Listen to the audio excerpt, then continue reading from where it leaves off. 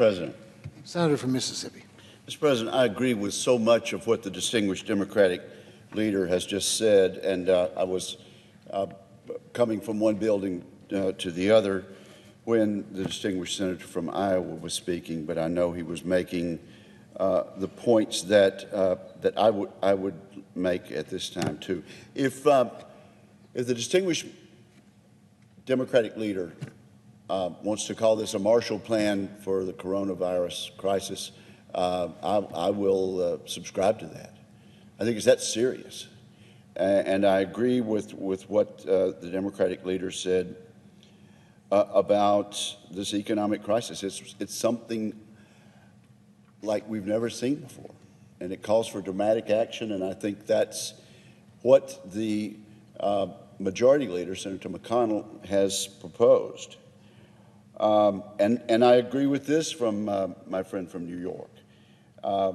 When we try to rescue the large corporations, we need to put workers first and not be concerned about the CEOs and the executives. We need to take care of small business. So let's do a Marshall Plan, and let's do it on a bipartisan basis as Americans, because this economic crisis knows no parties. You know, in some instances, when there's a crisis, we're told to carry on. And in this case, that really isn't what the healthcare professors have told Americans to do. Americans have been told, and people around the world have been told, to stay at home. Don't congregate. Well, that's the way our economy operates. So Americans are doing what they've been asked to do. We're not flying. We're not staying in hotels. Occupancy is down to single digits. Restaurants are closed. Stores are closed. Americans are keeping their children home from school. Schools are not open even in most areas. Again, the American people are acting responsibly according to what they have been told to do by health professionals. The public is taking guidance, and this is having an enormous toll on our economy. We hope the virus will end soon, but we need a rescue package, and I'm happy to join with the distinguished Democratic leader in calling it a Marshall Plan if he'd like to do it. The American people bear no responsibility for this act of nature, this act of God that has overtaken much of the globe. And so I come here today to say I've been honored to participate in the drafting of what Senator McConnell, the distinguished Majority Leader, has rolled out today, the Coronavirus Economic Stabilization Act. I was part of a task force that the distinguished Majority Leader asked us to work on. That task force dealt with the airline industry. It consisted of Chairman Shelby and the Majority Whip Thune.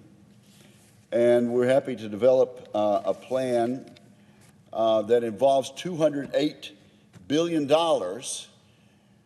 giving the Secretary of the Treasury the ability to provide loans and loan guarantees to eligible businesses that are enduring financial hardship, including the domestic airlines, including the domestic cargo carriers, if they can make the case that there's a hardship there. During this time of unprecedented economic uncertainty, it's critical that the airlines and other impacted industries have the resources they need to continue operations vital to the transportation of passengers and supplies, including food, including medical equipment, Mr. President.